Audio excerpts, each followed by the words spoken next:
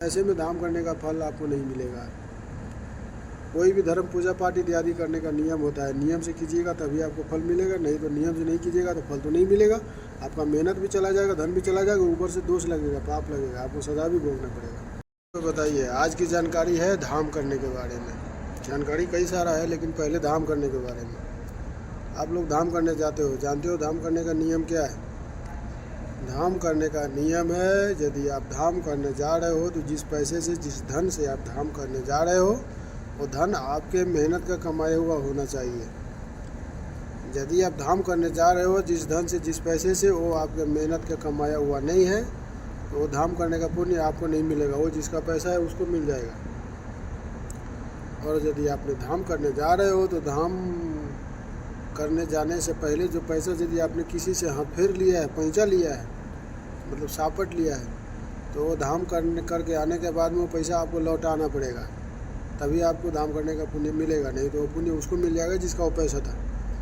इसके बाद में धाम करने का नियम होता है, धर्म आदि पूजा पाठ इत्यादि का नियम होता है। यदि आप उस नियम से कीजिएगा तो आपको पुण्य मिलेगा, नियम से नहीं कीजिएगा, पूजा पाठ, धर्म, उपवास, कोई भी धर्म करने का कोई भी नियम होता है, चाहे पूजा कीजिए, उपवास कीजिए, नियम से नहीं कीजिएगा तो आपको पुण्य नहीं मिलेगा, व्यर्थ में आपका मेहनत चला जाएगा। इससे ऐसा नियम से करना है तो कीजिए, नहीं तो नहीं कीजिए। आज के ज़माने में तो इंटरनेट का सुविधा है, यूट्यूब पर आप देख सकते हैं कौन से पूजा पाठ का क्या नियम है, या तो पंडित से भी पूछ सकते हैं। इसके बाद में धाम करने का जो नियम है, घर से पैदल चल के जाना है, नियम तो यही है। तो पहले के ज़माने में सवारी उतना उपलब्ध नहीं हुआ करता था, इसलिए पैदल जाते थे, लेकिन नियम तो ये आज भी नियम यही है, पैदल चल के जाना है। लेकिन धर्म का जो नियम होता है सभी युगों का अलग अलग होता है। वो दूसरे युग का धर्म का नियम अलग था और सब कलयुग का धर्म अलग है, सब युग का धर्म अलग अलग होता है।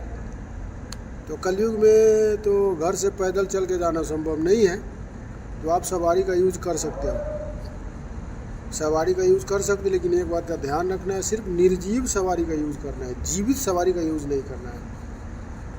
जो जीवित सवारी हो गया, जैसे वो गधा, घोड़ा, ये सब ज़्यादा वैष्णो माता में, अमरनाथ धाम में यूज़ होता है। तो जीवित सवारी का यूज़ नहीं करना है। जीवित सवारी का यूज़ करके यदि आप धाम पर जाओगे तो आप लोग सोचो, आपको क्या लगता है, जीवित सवारी पर बैठ के आप धाम करने जाओगे, या उसको जो आप कष्ट दे रहे हो, जितना कष्ट आपको दे रहे हो, उससे दुगना तिगुना पाप आपको लग जाएगा।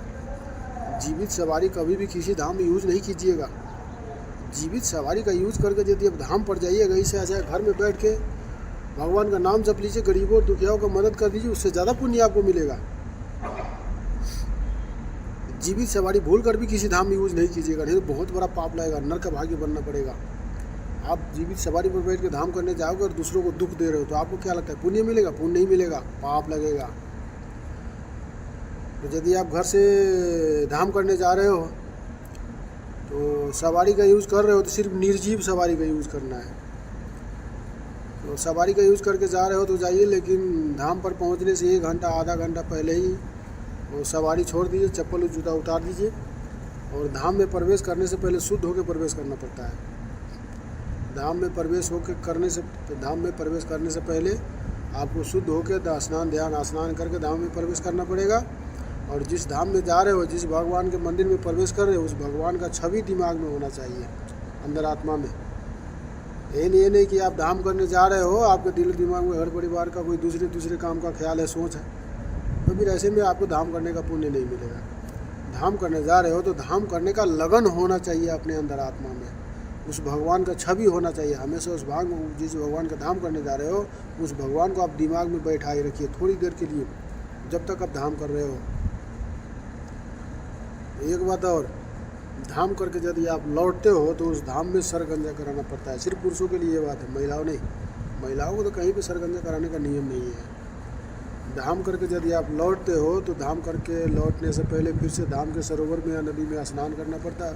पहले सर गंजा कराना पड़ता है, और इसके बाद में एक बाल है ना सर का, हटाना पड़ता है। इसके बाद में स्नान करके तब आप आइए, तब आपको धाम करने का पुण्य मिलेगा।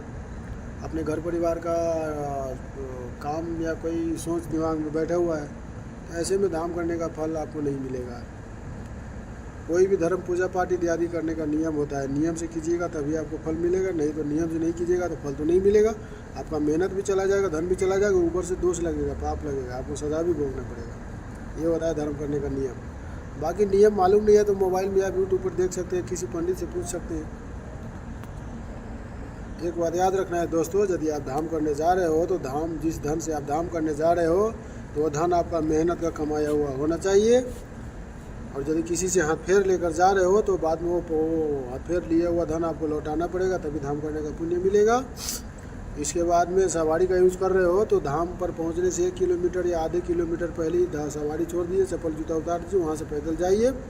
और धाम में प्रवेश करने से पहले शुद्ध होकर कहीं से स्नान करके आप जाइए, चाहे तो घर से स्नान करके जाइए, चाहे तो रास्ते में स्नान कीजिए। और जब धाम में प्रवेश कर रहे हैं तो अपने दिलो दिमाग में, अंदर आत्मा में सिर्फ वहाँ का जो धाम, जिस धाम में आप प्रवेश कर रहे हो भगवान का छवि होना चाहिए, उस भगवान का नाम स्मरण करते रहना है। और मतलब गंदे ख्याल, गंदे सोच नहीं आना चाहिए। और घर को धाम करने के अलावा कोई सोच दिमाग में नहीं होना चाहिए, वरना आपको धाम करने का पुण्य नहीं मिलेगा। अब आते हैं गंगा स्नान के बारे में। आप लोग गंगा स्नान करने जाते हो ना, तो गंगा स्नान करने का नियम क्या है? गंगा स्नान करने का भी नियम वही है, घर से पैदल चल के जाना है।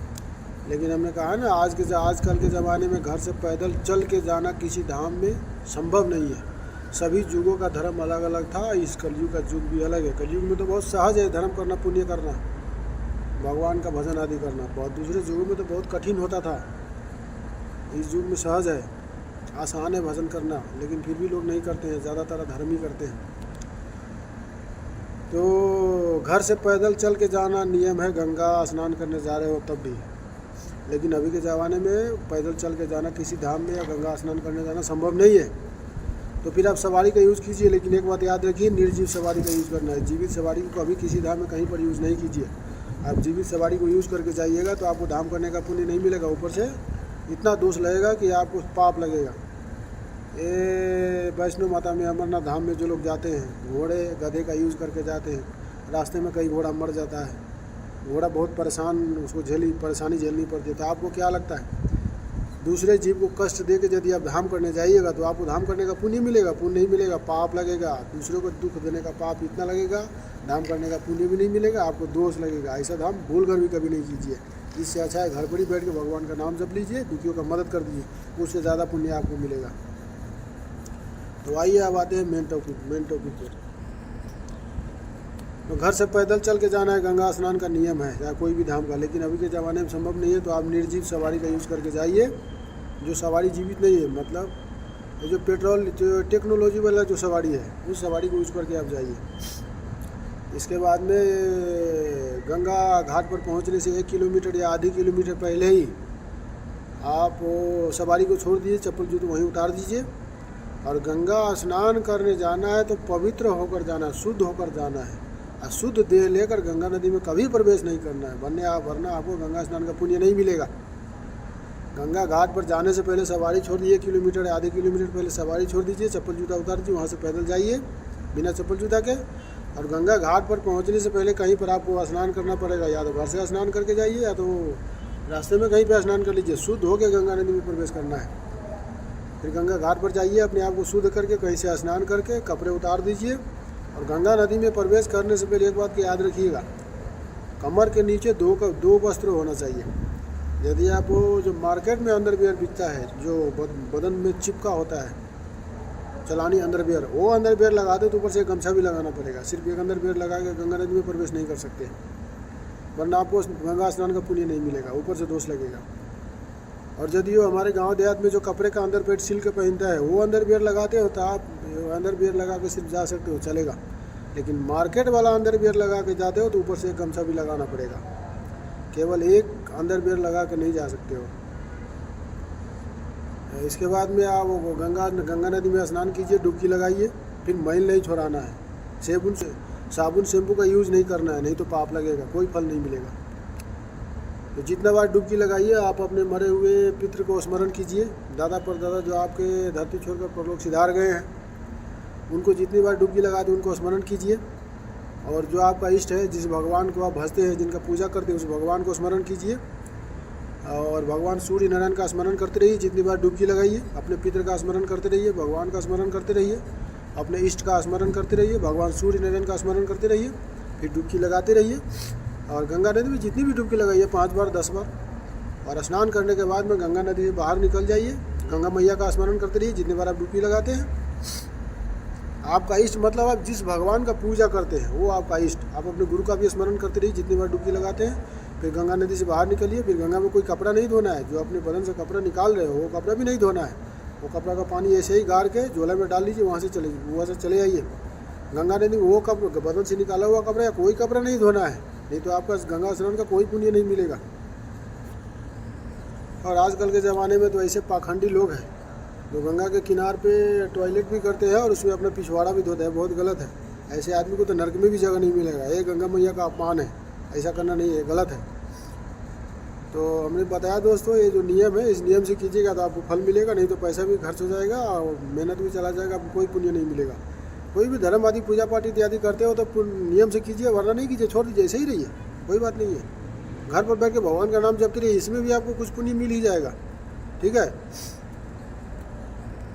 अब आते हैं जल चढ़ाने के बारे में। मंदिर में या कहीं भी आप जल चढ़ाते हो तो कैसे चढ़ाते हो, जल चढ़ाने का भी नियम है। आप शंकर जी के मंदिर में जल चढ़ाने जाते हो या पूजा पाठ आदि करने जाते हो तो केवल कमर से नीचे एक वस्त्र पहन के आप किसी मंदिर में नहीं जा सकते पूजा करने। यदि आप जाके कीजिएगा तो मर्जी आपका है, लेकिन आपको दोष लगेगा, कोई पुण्य नहीं मिलेगा, पाप लगेगा ऊपर से। मतलब कमर से नीचे एक अंदर पैंट पहन के, कोई भी अंदर पैंट हुआ है, एक गमछा लगा के आप मंदिर में नहीं जा सकते। कोई भी अंदर पैंट है तो ऊपर से गमछा लगाना पड़ेगा, या तो ऊपर से गमछा है तो अंदर में अंदर पैंट चाहिए, यानी कि कमर के नीचे 2 वस्त्र होना चाहिए। या तो अंदर पैंट पहनिए या तो जो घुटने तक का जो हाफ पैंट होता है वो लगा के जाइए। मतलब कमर से नीचे 2 वस्त्र होना चाहिए मंदिर में जाके पूजा पाठ जल चढ़ाने के लिए।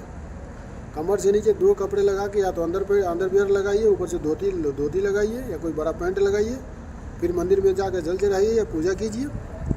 इस बात का ध्यान रखना है।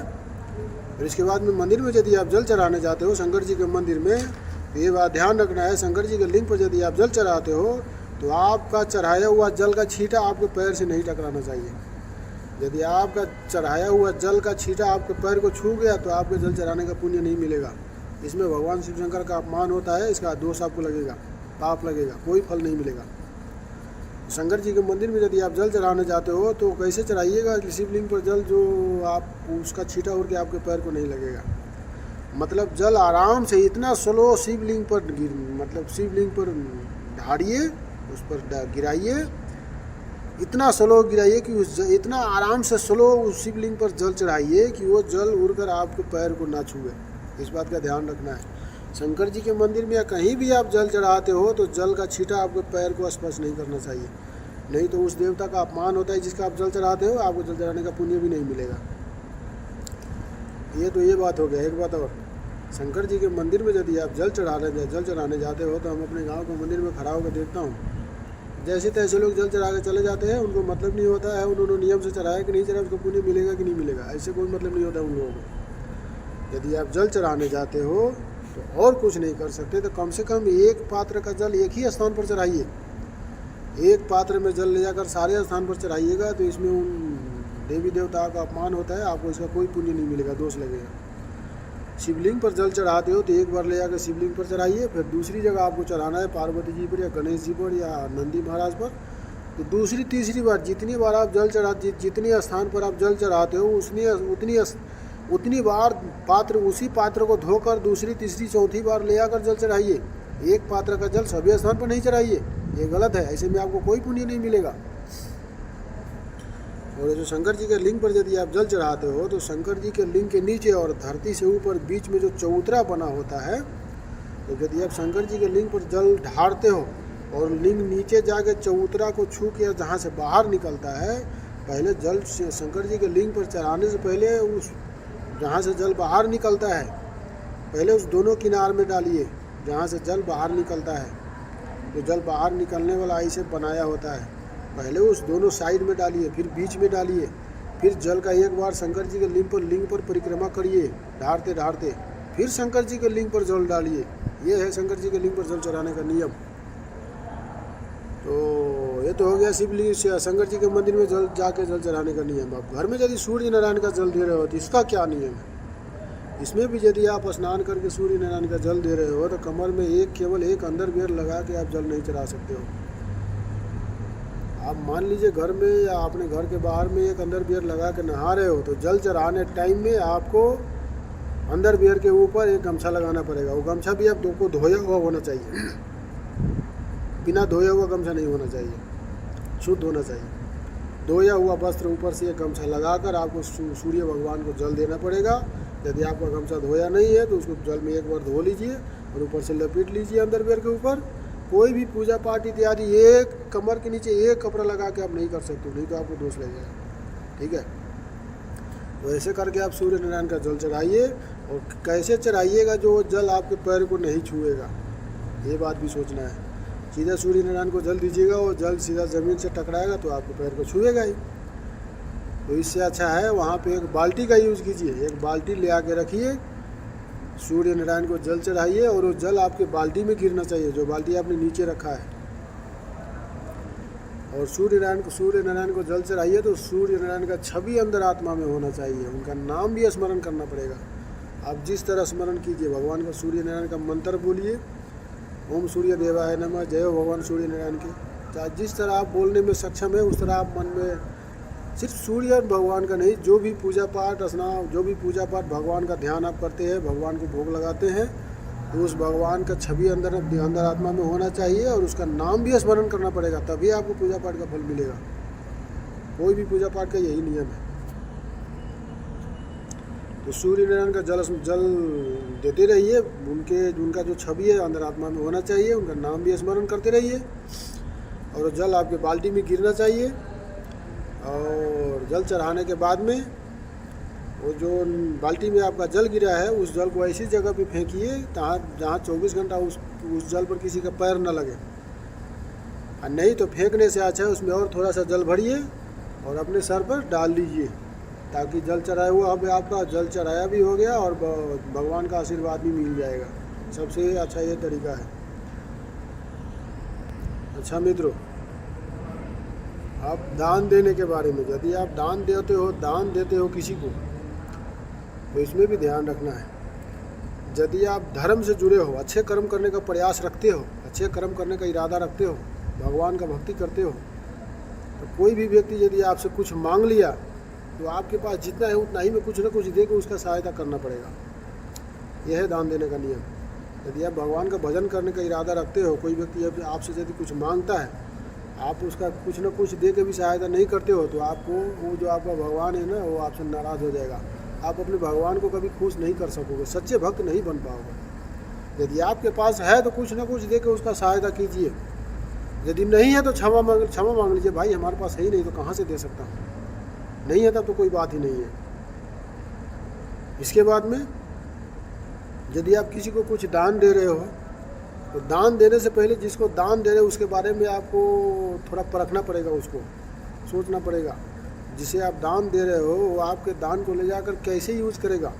यदि आपके दान को ले जाकर गलत काम में यूज़ करता है तो वो गलत काम में यूज़ करेगा, वो उसका कुछ दोष आपको भी लग जाएगा। तो इसीलिए दान योग्य पात्र को देना है जिसको ज़रूरत है। या तो गरीब दुखिया को दीजिए जो बहुत सारा समस्या है, जो ले जाकर पैसे अपने खाएगा, बच्चों को खिलाएगा, गरीबी है, कपड़े खरीद के पहनेगा, ऐसे आदमी को दीजिए।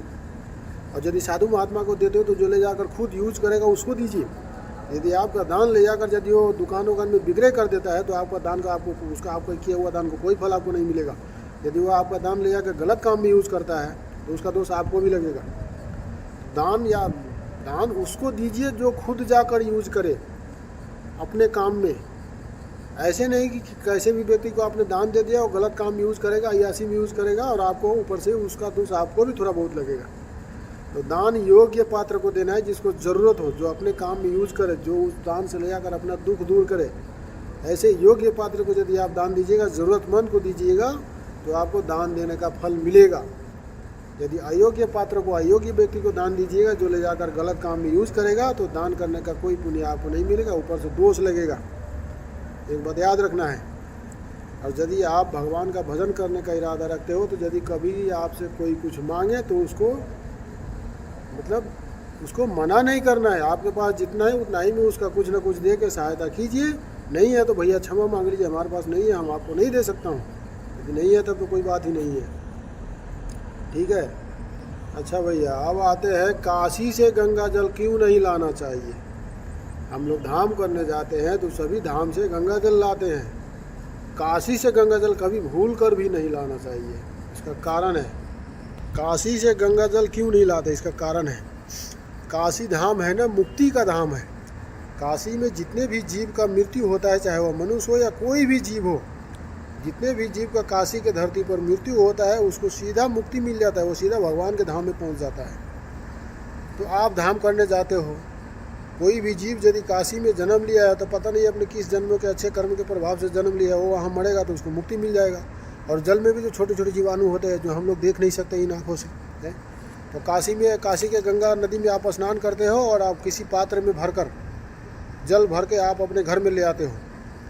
तो आपने किसी पात्र में गंगा जल किसी पात्र में काशी में भरा, तो जल आपने घर में ले आया, तो उस जल के साथ साथ कुछ जीव भी तो आपके घर में आ गया, तो वो तो काशी में मरेगा ही नहीं, वो तो आपके घर में जाके मर गया, तो रास्ते में जाके मर जाएगा।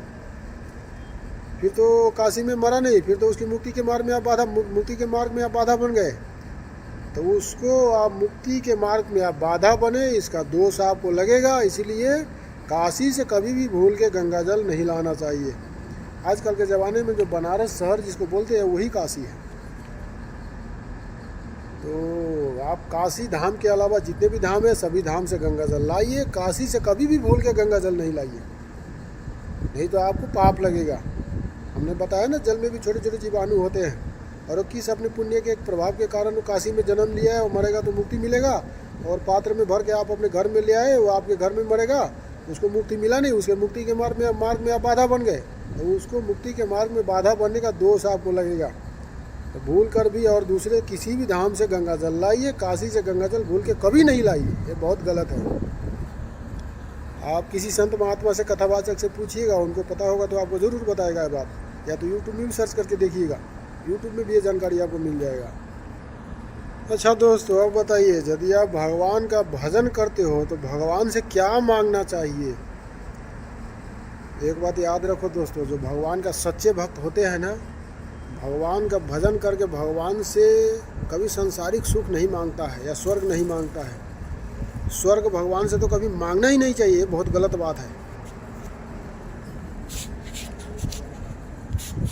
सबसे पहले यदि आप भगवान का भजन करते हो तो भगवान से कुछ मांगो मत। ये तो व्यापारी वाला काम हो गया, दुकान में जाते हो आप, दुकान वाला को कुछ देते हो और उसके बदले में कुछ लेते हो, ये तो व्यापारी का काम हो गया, ये भक्त का काम नहीं है, ये तो बिजनेस वाला का काम, बिजनेसमैन का काम है। वैसे भागवत पुराण में बताया हुआ है कि जो काम जब होने वाला रहता है उस समय वो काम होगा ही होगा। आपके कहने से, मलिन करने से वो आपको समय वो बदलेगा नहीं, वैसे ही रहेगा। जैसे आपने कोई मन्नत मांगा, हमारा ये काम हो जाएगा तो हम ये चढ़ाएंगे, लेकिन आपके मन्नत मांगने से, चढ़ाने से वो कुछ नहीं होगा। भागवत पुराण में बताया है कि जब जिस समय जो काम होने वाला होगा वो उस समय होगा ही, किसी के कहने से वो समय बदलेगा नहीं, या वो काम नहीं बदलेगा। आप कितना भी मलिन कीजिएगा, पूजा पाठ इत्यादि कीजिएगा, जब उस काम का समय हो, उस काम के होने का समय आएगा तो उस समय में वो काम अपने आप हो जाएगा किसी तरह। ठीक है, अब आते हैं मेन टॉपिक पे। भगवान का भजन करके भगवान से क्या मांगना चाहिए, वो जो हमने बताया ना भागवत पुराण के बारे में, जिस काम का समय आने पर वो काम खुद ही हो जाता है। इसके टॉपिक पे कभी दूसरी वीडियो बनाऊंगा। पहले आप मेन टॉपिक पे आते हैं। भगवान का भजन करके भगवान से क्या मांगना चाहिए। भगवान का भजन करके भगवान से कुछ मांगना नहीं चाहिए। ऐसा नहीं है कि भगवान का भजन करके यदि आप भगवान का भक्त उनसे यदि कुछ मांगते हो तो आपको नहीं मिलेगा, वो आपको मिलेगा ज़रूर। भगवान से यदि आप सांसारिक सुख मांगिएगा तो आपको देगा ज़रूर। स्वर्ग जाने, भगवान का भजन करके यदि स्वर्ग जाने के कामना रखे हो तो वो भी आपका पूरा होगा। लेकिन स्वर्ग है ना, क्षणिक है। स्वर्ग में रहने वाला व्यक्ति को हमेशा पतन का डर लगा रहता है। स्वर्ग में क्या है, स्वर्ग में आप तभी तक रह सकते हो जब तक आपका पुण्य आपके पास रहेगा।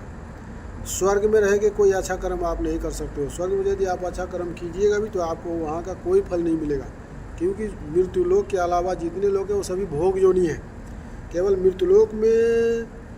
मृत्युलोक के प्राणी जो मृत्युलोक में जितने भी जीव प्राणी हैं और जितने भी प्राणी का सिर्फ मनुष्य के कर्मों का हिसाब किताब होता है। मनुष्य के अलावा और दूसरे जीव जो है उनको वो तो भोग जो नहीं, अपने कर्मों का फल भोग रहे हैं। वो यदि कुछ गलत भी करते तो उनको कोई दोष नहीं लगेगा, अच्छे कर्म भी करेंगे तो उनको कोई पुण्य नहीं मिलेगा। केवल मृत्युलोक के मनुष्य के कर्मों का हिसाब होता है, और मृत्युलोक के अलावा दूसरे लोगों के जो जीव होते हैं उनके कोई कर्मों का कोई फल नहीं मिलता है। हाँ, स्वर्ग लोक में यदि आपको स्थान मिला है तो वहाँ पर यदि आपने कुछ गलत किया तो उसका सजा उसी समय मिलेगा, आपका पतन हो सकता है। लेकिन वहाँ पे अच्छे कर्म कीजिएगा तो अच्छे कर्म का आप स्वर्ग के अच्छे कर्म का आपको कोई पुण्य नहीं मिलेगा। मतलब स्वर्ग में यदि आपको रहने का स्थान मिला है तो आपके किए हुए अच्छे कर्मों का पुण्य गमा कर ही स्वर्ग में आपको स्थान मिलेगा, स्वर्ग का सुख मिलता है। जैसे ही आपके अच्छे कर्मों का पुण्य समाप्त होगा, आपको वहाँ का जो राजा है देवराज इंद्र आपको धरती पर ढकेल देगा, पतन हो जाएगा आपका। फिर धरती पर आके वही दुख और कष्टों वाला जीवन आपको जीना पड़ेगा। तो इससे अच्छा है कि स्वर्ग मांगना ही क्यों है, वो स्थान मांगिए जहाँ से जाकर लौटना नहीं होता है। भगवान का भजन करके भगवान के धाम मांग लीजिए, भगवान को ही मांग लीजिए। और भगवान का भजन करके सांसारिक सुख भूल कर भी कभी नहीं मांगिए। भगवान का भजन करके यदि आप सांसारिक सुख मांगते हो तो आपको सांसारिक सुख मिलेगा ज़रूर, ऐसा नहीं है कि नहीं मिलेगा। हमारे भोलेनाथ और भगवान श्री नारायण, भगवान श्री कृष्ण इतना दयालु है कि भगवान का भजन करके जो सांसारिक सुख आप मांगते हो आपको मिलेगा ज़रूर। लेकिन ये जो मृत्युलोक है, मृत्युलोक में जितने भी वस्तु पाए जाते हैं, स्त्री से लेकर पुत्र से लेकर धन तक, वो सभी क्षणिक है, परिवर्तनशील है, हमेशा कुछ नहीं रहता है। आज है तो कल नहीं रहेगा, आप मांगिएगा वो आपको मिलेगा, लेकिन हमेशा के लिए नहीं मिलेगा, कुछ दिनों के लिए मिलेगा। समय के वातावरण में ढलने के कारण वो कुछ दिनों में समाप्त हो जाएगा। तो इसीलिए सांसारिक सुख भगवान से कभी नहीं मांगना चाहिए। भगवान सर्वदर्शी है, वो सब जानते हैं। हमारे जो उनके भक्त हैं, उनके भक्त को क्या चाहिए, जिस समय जिस चीज़ की उनको आवश्यकता होती है उनके भक्त को, वो अपने भक्त को खुद ही दे देते हैं। और भगवान अपने भक्त को वैसी वस्तु कभी नहीं देते हैं जो वस्तु पाकर वो गलत मार्ग पर चल जाए। भगवान अपने भक्त को वही वस्तु देते हैं जो पाकर हमेशा अच्छे कर्म करे, अच्छे मार्ग पर जाए। यदि आप गलत वस्तु मांगिएगा तो आपके जिद करने के कारण आपको मिल सकता है, लेकिन भक्ति के मार्ग से आपका पतन हो सकता है। इसीलिए आप भक्ति करते हो तो सब भगवान पर छोड़ दीजिए। जो आपका अच्छे कर्म का पुण्य है और बुरे कर्म का जो फल है वो सब आप अच्छे कर्म बुरे कर्म सब भगवान को समर्पित कर दीजिए। अपने आप को भी भगवान को समर्पित कर दीजिए। भगवान बड़े दयालु है, सब जानते हैं। आप अच्छे कर्म बुरे कर्म अपना जीवन भी भगवान को समर्पित कर दीजिएगा तो भगवान आपके बुरे कर्मों को नष्ट करके अच्छे कर्मों को दुगनी करके आपको फल देगा। तो इसीलिए भगवान का भजन करके सभी अच्छे कर्म बुरे कर्म का जो पुण्य है वो फल है सब भगवान को, अपने आप को भी भगवान को समर्पित कर देना चाहिए, ताकि भगवान हमारे बुरे कर्म को नष्ट कर दे और अच्छे कर्म का जो है वो दुगने करके फल देगा। और भगवान का भजन करके भगवान से सांसारिक सुख मत मांगिए। भगवान का भजन करके भगवान का जो सच्चा भक्त होता है ना, वो ना ही तो सांसारिक सुख मांगता है और ना ही तो स्वर्ग मांगता है, सीधा भगवान के धाम में जाने का कामना करता है। ये है भगवान का सच्चे भक्त का पहचान। और यदि आप जो भगवान का भजन करके भगवान से सांसारिक सुख मांगते हैं, भगवान उनको सांसारिक सुख देते भी हैं, लेकिन उनको इसी संसार में घुमाता रहता है। बार बार इसी संसार में भटकने और जन्म होने के कारण किसी जन्म में उनका भक्ति भी छूट जाएगा और मनुष्य जोनि से और पतन हो जाएगा, मनुष्य जोनि से नीच जोनि में चला जाएगा वो। ये होता है, ये मुक्ति। ऐसे मनुष्य जोनि का जो मेन उद्देश्य होता है, मनुष्य जोनि से मुक्त होकर भगवान के धाम में जाना है। ये है मनुष्य जोनि का मेन उद्देश्य। इसके लिए आपको प्रयास करना पड़ेगा ना। ये मुक्ति के मार्ग में कैसे जाना होता है ये दूसरी वीडियो में कभी हम बताएंगे, ये वीडियो लंबा हो रहा है। मुक्ति का मार्ग भी आसान नहीं है, वो बहुत मुश्किल है। चलिए थोड़ा सा बता देता हूँ। मुक्ति में जाने का रास्ता है कि आप दूसरे जीवों का सहायता कीजिए, दुखियों का दुख दूर कीजिए, दुखियों का सहायता कीजिए, दुखियों का मदद कीजिए। जो भी व्यक्ति आपसे सहायता मांग ले उसके सहायता करने से चूकना नहीं है। बेशक दूसरों की सहायता करने के लिए अपने आप को थोड़ा सा कष्ट भी झेलना पड़े तो कष्ट झेल के भी दूसरों का सहायता कीजिए। यदि आप किसी को दुखी देखते हैं तो उसका भी सहायता कीजिए। इस बात पे हम कभी विस्तार से वीडियो बनाएंगे। अभी आते हैं मेन टॉपिक पे कि भगवान का भजन करके भगवान से भगवान का धाम मांगिए, उनका भक्ति मांगिए, मुक्ति मांगिए। यदि आपको इसी संसार में बार बार आके विचरने का इच्छा है तो भी भगवान से सांसारिक सुख मत मांगिए, भगवान से भगवान का भजन ही मांग लीजिए कि हे प्रभु, हे दीनदयाल, हे दया के सागर, जिस मालिक आप भजते हो उसी मालिक का भजन करके आप ये कहिए कि हे प्रभु, हे दीनदयाल, हे दया का सागर, हे मालिक, हे प्रभु, हम चाहे अपने कर्म के फल के अनुसार जिस लोक में रहे, जिस जोनी में रहे, सदा आपको भजते रहे, आपको हम कभी ना भूलूं, सच्चे मन से आपका भजन करता रहूं। भगवान से ये मांग लीजिए कम से कम। यदि आपको इस संसार में ही विचरने का इच्छा है तो आप ये कहिए कि हमेशा हमारा इस संसार में जन्म होता रहे और कभी हम आपको किसी जन्म में न भूलूं, सच्चे मन से आपका भजन करता रहूं, आपका सेवा करता रहूं। कम से कम ये मांगिए। भगवान से सांसारिक सुख कभी मत मांगिए, भूल कर भी नहीं मांगिए। और भगवान का जो सच्चे भक्त होता है ना ईश्वर का, वो स्वर्ग जाने का कामना कभी नहीं करते। स्वर्ग में दुख और कष्टों के अलावा और कुछ नहीं मिलता है। ठीक है। अच्छा मित्रों, एक बात बताइए, भगवान को खुश करने का तरीका क्या है?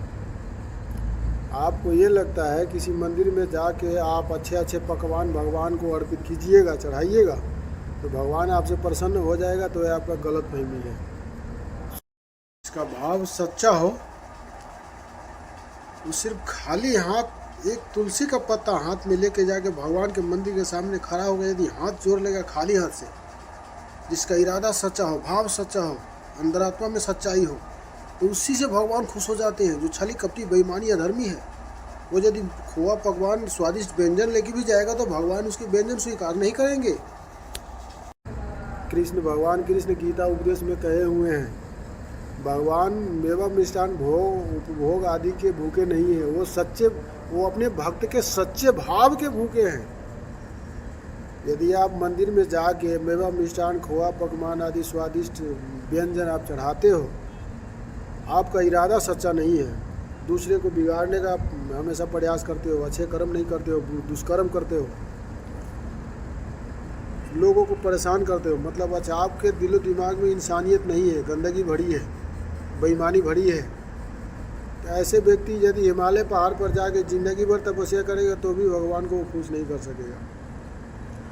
भगवान कहते हैं, भगवान किस व्यक्ति से सबसे ज़्यादा खुश होते हैं मालूम है? भगवान का जो एक भक्त होता है उसका इरादा सच्चा होता है, हमेशा दूसरों का मदद करने का लगन उसके दिमाग में होना चाहिए। मतलब हर हाल में अपने आप को यदि कष्ट झेलना पड़े तो कष्ट झेल के भी वो दूसरे जीव का मदद करता है, चाहे वो जीव मनुष्य या कोई हो। हर हाल में दूसरों का मदद करने का प्रयास जिसके दिमाग में भरा रहता है वो मदद करता है। अपने आप को कष्ट झेल कर भी यदि वो किसी का मदद करता है तो ऐसे व्यक्ति से भगवान बहुत खुश होते हैं, ऐसे व्यक्ति को भगवान बहुत पसंद करते हैं। हम ये नहीं कहते आपके पास धन नहीं है तो आप धन से दूसरों का मदद कैसे कीजिएगा, नहीं। आपके पास धन नहीं है, जितना ही है, यदि आपसे कोई कुछ मदद मांगता है तो जितना ही है उतना ही में उसका भी मदद कीजिए। धन से नहीं करते हैं तो देश से सेवा करके मदद कर सकते हैं तो देश से सेवा करके कीजिए। देश से सेवा करके भी यदि आप नहीं कर सकते हैं तो दुखियों को देखकर, किसी व्यक्ति को दुखी देखकर भगवान से कम विनती कर सकते हैं, दुआ कर सकते हैं तो वो भी कम से कम कीजिए। किसी के लिए बुरा मत सोचिए। जो हमेशा अधर्म करता है, छल कपट दिमाग में भरा रहता है, दूसरों का बिगाड़ने का प्रयास भरा रहता है, बेईमानी शैतानी करता है, दूसरों को दुख देने का काम करता है, ऐसे व्यक्ति भगवान को कभी खुश नहीं कर सकेगा। और ऐसे व्यक्ति को भगवान कभी सच्चे मन से अपना भक्त स्वीकार नहीं करेगा। वो भजन इत्यादि पूजा पाठ भी करते हैं ऊपर से, और अंदर से अंदर आत्मा में इंसानियत नहीं है, दया का भाव नहीं है, अंदर में सच्चा इरादा नहीं है, दूसरों का हमेशा दुख देने वाला काम करते हैं। ऐसे व्यक्ति भगवान का सच्चा भक्त कभी नहीं हो सकता है। ऐसे व्यक्ति तो जिंदगी भर एक पैर पर खड़ा रहकर तपस्या करेगा तो भी वो भगवान को खुश नहीं कर सकेगा, और ना ही तो भगवान की धाम और भक्ति हासिल कर सकेगा। तो भगवान को खुश करने का तरीका ही यही है, हमेशा दूसरों को दुख दूर करने का प्रयास करना है। सच्चाई और ईमानदारी आपके अंदर आत्मा में होना चाहिए। ऐसा नहीं है कि आप भजन कर रहे हो और दूसरों को दुख देने का काम करते हो, दूसरों को परेशान करने का काम करते हो, ये बहुत गलत है। ऐसे व्यक्ति भगवान को कभी खुश नहीं कर सकेगा। समझ गए? जो भगवान का भक्त होता है ना, वो हमेशा उसको इस बात का ख्याल रखना है कि उसके किसी काम से या उसके किसी बात से किसी को कोई तकलीफ़ नहीं होना चाहिए। ऐसा नहीं है कि आपसे गलती नहीं होगा, गलती मानव का स्वभाव है, गलती का पुतला होता है मानव। यदि आपसे कोई गलती कोई भूल हो जाए, आपको महसूस हो गया कि हमसे भूल हो गया, तो तुरंत उस भूल को सुधारिए, फिर बाद में उस भूल को मत कीजिए। और जिस व्यक्ति का यदि आपने कुछ बिगाड़ दिया है आपकी वजह से, जिससे यदि किसी को तकलीफ़ हो गया, तो तुरंत उससे जाके क्षमा मांगिए, आप अपना गलती स्वीकार कर लीजिए, ताकि भगवान कम से कम सज़ा दे कि आपको क्षमा कर दे। और एक बात याद, एक गलती हो जाने के बाद वो गलती महसूस हो गया तो दोबारा वो गलती नहीं करना है, नहीं तो पहली गलती माफ़ नहीं होगा। माफ़ी किया हो दुगना और विशुद्ध ब्याज जोड़ के आपको सज़ा मिल जाएगा। तो भगवान को प्रसन्न करने का, खुश करने का तरीका यही है कि आप सच्चे दिल से जिस हालात में, उस हालात में भी हमेशा दूसरों का मदद करने का प्रयास रखिए। मुक्ति का मार्ग भी यही है, जो हमेशा दूसरों का मदद करने का इरादा रखता है, सहायता करने का इरादा रखता है, उसको मुक्ति जल्दी मिलता है।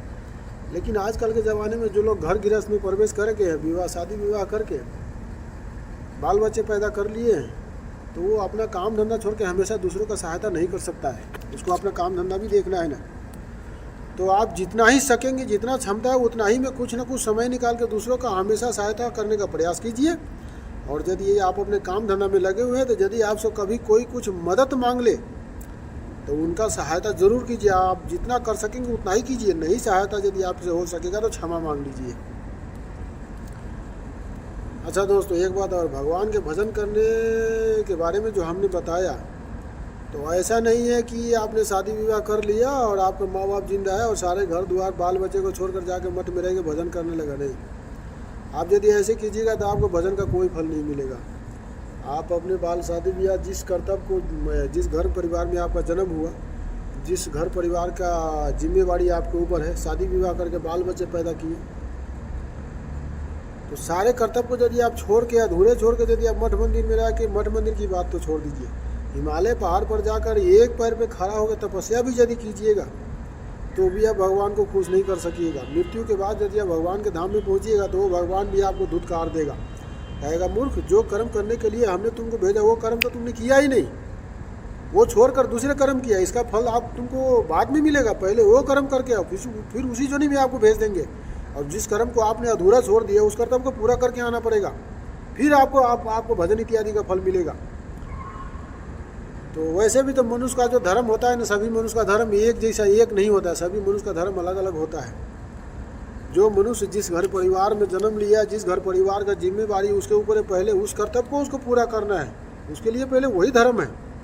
यदि घर परिवार का जिम्मेवारी कर्तव्य आपका पूरा हो गया, तब आपका इच्छा है, आपका संतान आपका घर संभालने लगा, सारे कर्तव्य, सारी जिम्मेवारी आपकी पूरी हो गई, तब यदि आपका इच्छा है तो जाके मठ मंदिर में रह के भजन कीजिए, नहीं तो घर में भी रह के आप भजन कर सकते हैं। ज़रूरी नहीं है भजन करने के लिए मठ मंदिर में ही जाना पड़ेगा, आप अपने घर में रहकर भी आप भगवान का भजन कर सकते हो।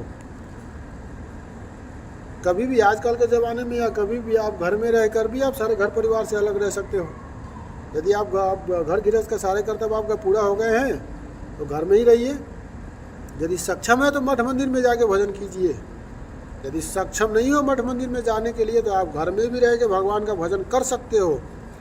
घर में भी रह के आप अकेला रह सकते हो, घर में जो आपके कर्तव्य पूरा हो जाने के बाद में घर में जो भोजन इत्यादि मिलता है उसी में आपको संतोष करना पड़ेगा, जो मिलता है रुकी सुखी उसी में संतोष करना पड़ेगा। किसी बात का लोभ लालच नहीं होना चाहिए कि ये नहीं मिला वो नहीं मिलना चाहिए। सारे सुख सुविधाओं का त्याग करना पड़ेगा और समय पर यदि कोई सुख सुविधा आपको मिल रहा है तो आपको स्वीकार करना भी पड़ेगा। आपसे किसी घर में किसी को कोई तकलीफ नहीं होना चाहिए, है ना। हिसाब से कोई काम करना पड़ेगा, सबको राजी करना पड़ेगा। यदि आपको वैराग्य ही धारण करना है तो सबको बता के, सबको खुश करके, सबकी मर्जी से वैराग्य धारण करके, घर परिवार में रहते हुए भी सबसे अकेला रह के आप भजन घर में भी रह के कर सकते हो। शाम दोपहर आप टाइम निकाल के भजन कीजिए और भजन करने के बाद जो आपका समय बचता है यदि संभव है तो घर परिवार का थोड़ा बहुत मदद भी कर दिया कीजिए। ऐसे करके घर में भी आप भजन कर सकते हो। साधु संत दो तरीके के होते हैं, एक होता है गृहस्थ साधु, एक होता है त्यागी साधु। त्यागी साधु का काम है मंदिर में रहना, वो घर में नहीं रह सकता है। जो त्यागी साधु त्यागी समय यदि मरते हैं तो उसका औलाद उसका कर्म क्रिया नहीं कर सकता, वो उसका डेड बॉडी भी घर नहीं ला सकता। कोई साधु त्यागी साधु ही उसका कर्म क्रिया कर सकता है। यदि कोई त्यागी साधु उसका कर्म क्रिया नहीं करेगा तो उसको फिर ज़मीन में गाड़ना पड़ेगा। ऐसे उससे भी उसको मुक्ति मिल जाएगा। जो पिंडदान का जो नियम है ना, ये घर गृहस्थ वालों के लिए है। जो त्यागी हो गए, भगवान के सब भगवान को अपने आप को सब समर्पित कर दिए हैं, वो यदि कोई मरेगा तो कोई त्यागी साथ उसका कर्म क्रिया करेगा तो ठीक है, नहीं तो ज़मीन में दफना देने से भी उसको मुक्ति मिल जाएगी। और जो घर गृहस्थ का साधु है वो मंदिर में रह के भी पूजा पाठ कर सकता है। और जो समय समाप्त होने के बाद में यदि चलते फिरते में बेड़ा पार नहीं लगा, चलते फिरते में तो आजकल के 100-200 में 1000 में कोई एक ही लोगों का बेड़ा पार लगता है। बड़े बड़े महात्मा को चलते फिरते में बेड़ा पार नहीं लगता है। तो जो गृहस्थ साधु है मंदिर में रह के भी पूजा पाठ भजन इत्यादि कर सकते हैं। और यदि ये समय पूरा हो गया, अंतिम समय आ गया, चलते फिरते में बेड़ा पार नहीं लगा, तो उसका औलाद उसको घर में भी ले आ सकते हैं। और मंदिर में, घर में कहीं भी मरता है तो जो गृहस्थ साधु है, डरा तोड़ नहीं है, उसका औलाद उसका कर्म क्रिया कर सकते हैं। तो घर में भी रह के आप भजन कर सकते हो। घर में भी रह के आप, घर परिवार से ज़्यादा मतलब नहीं रखना है, भजन में ज़्यादा ध्यान लगाना है घर में भी रह के। और समय बचने पर घर परिवार का कुछ मदद कर दिया कीजिए, किसी को कोई तकलीफ नहीं होना चाहिए। तो ये है भजन करने का मार्ग। ऐसा नहीं है कि आप भजन के मार्ग में लगे हो तो आप अपने सभी कर्मों को छोड़कर भजन के मार्ग में लग जाओ, फिर आपके भजन को कोई फल नहीं मिलेगा। ठीक है। और एक बात और बताना चाहूँगा मित्रों, महिलाओं के बारे में। इस टॉपिक में कभी दूसरी वीडियो बनाऊँगा, फिर शॉर्टकट में बता देता हूँ। किसी भी शास्त्र में महिलाओं को भगवान का भजन भक्ति करने को इजाज़त नहीं दिया है। आप किसी भी शास्त्र में जाकर पढ़ लीजिएगा, पुराणों में भगवान, ये जो बड़े बड़े संत महात्मा हुए जिन्होंने पुराण लिखा है, महिलाओं को भजन भक्ति करने के लिए मना किया हुआ है। भगवान का भजन करने का, ही भगवान का भजन भक्ति करने का उसको इजाज़त नहीं दिया हुआ है, मना किया है। लेकिन इसका एक विकल्प भी दिया है। अगर महिला चाहे तो भगवान का भजन कर सकता है, लेकिन ऐसे नहीं करना है जैसे पुरुष करते हैं। भगवान का भजन करने से पहले जब वो कुमारी है तब तक वो कर सकता है, अपनी पिता और माता की आज्ञा लेकर। जब उसका विवाह हो जाता है महिलाओं का, तो विवाह होने के बाद अपने पति का इजाज़त लेना है, उनसे आज्ञा मांगना है कि हम भगवान का भजन करते रहेंगे और साथ में अपना कर्तव्य भी करेंगे।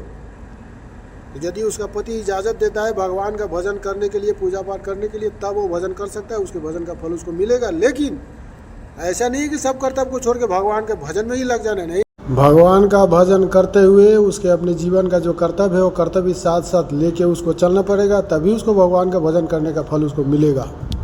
और आजकल के ज़माने में जो महिलाओं जो होती है, पति को मारती है झाड़ू से और गाली देता है गंदी गंदी, और 2-2 दिन 3-3 दिन उपवास करके भगवान का भजन करता है, भगवान का वो उपवास करता है, त्यौहार करता है, ऐसे महिला कोई भगवान को कभी खुश नहीं कर सकेगा। जय सिया राम मित्रों, ये वीडियो 1.25 घंटा का हो गया।